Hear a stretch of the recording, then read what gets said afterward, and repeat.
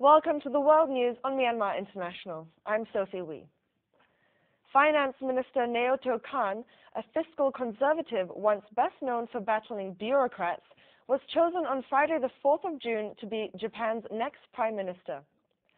Hatayama quit earlier this week ahead of an upper house poll expected in July that the ruling bloc needs in order to win and avoid policy deadlock.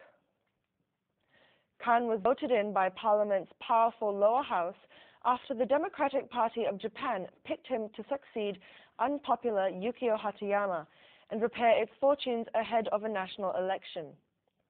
When he is sworn in, Kan, who is 63 years old, will become Japan's fifth prime minister in 3 years and take the wheel as the country struggles to rein in a huge public debt, engineer growth in an aging society, and manage ties with security ally Washington and a rising China.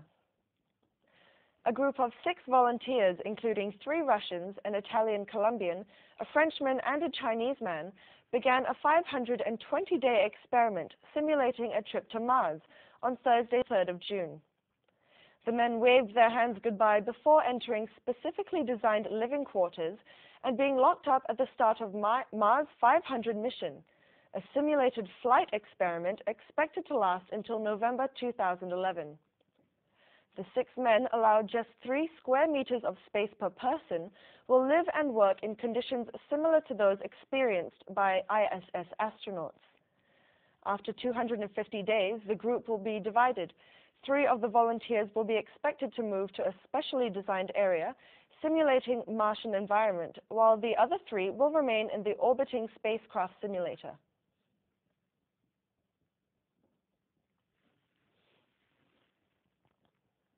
I think everyone here knows the importance and difficulty of this long-time experiment.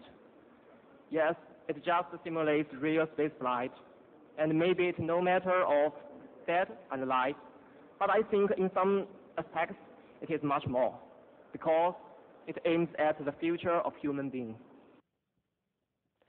Scientists believe more experiments will be needed to make sure the real trip is safe for future astronauts. At least 44 people have been killed in floods and heavy rainfall in southern China's Guangxi province, while 8 people remain missing. The rain has stopped and floodwaters have begun to recede, but residents in Xinjiang County may have to wait at least a week before the water levels drop. The rising floodwaters have forced more than 7,000 people to abandon their homes. Residents now rely on boats for transportation and supplies delivered by the local government. The rainstorms and related disasters have caused major economic damage, with 2.82 million people suffering property losses in Guangxi province alone, according to government figures. Under the relentless Caribbean sun, Haiti's land bakes. The barren mountains extend north, south, east, and west, where once lush forest has been depleted by decades of deforestation. But with the arrival of hurricane season, it won't be long before the tropical rains batter the country, turning the lifeless land into rivers of thick, dangerous mud with the potential of swallowing whole communities.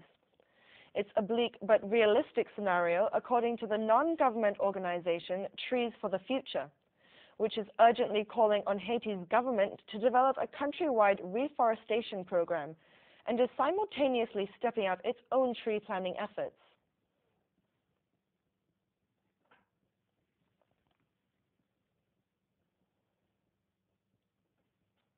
There is a benefit in the long term. In the long term, these trees will be used to help the area. They will stabilize the soil, and maybe in the future we can produce coffee. Many believe the country's tradition of deforestation began in the early 1950s after Hurricane Hazel destroyed hundreds of trees throughout the island, while loggers chopped down the survivors amid an increased demand for charcoal, which is still apparent today. With large-scale poverty, natural disasters, and political turmoil dominating Haiti's history throughout the 20th century, the country's trees received little attention, and today Haiti is over 98% deforested, according to experts from Trees for the Future. Much of the wood is used for building houses and is likely to become increasingly sought after as Haitians attempt to rebuild following the January 12th earthquake, which left some 1 million homeless. In golf, 21-year-old American Ricky Fowler, Britain's Justin Rose, and Australia's Jeff Ogilvy earned a share in the lead at the Memorial Tournament on Thursday, the 3rd of June. World number 1 Tiger Woods went off 2 hours late due to a weather delay and struggled to finish his round at even par. The leaders were 2 shots ahead of a group that included Masters champion Phil Mickelson, South African Rory Sabatini, and Argentina's Andre Romero. Mickelson will once again have an opportunity to seize the world number 1 ranking from Woods with a victory this week.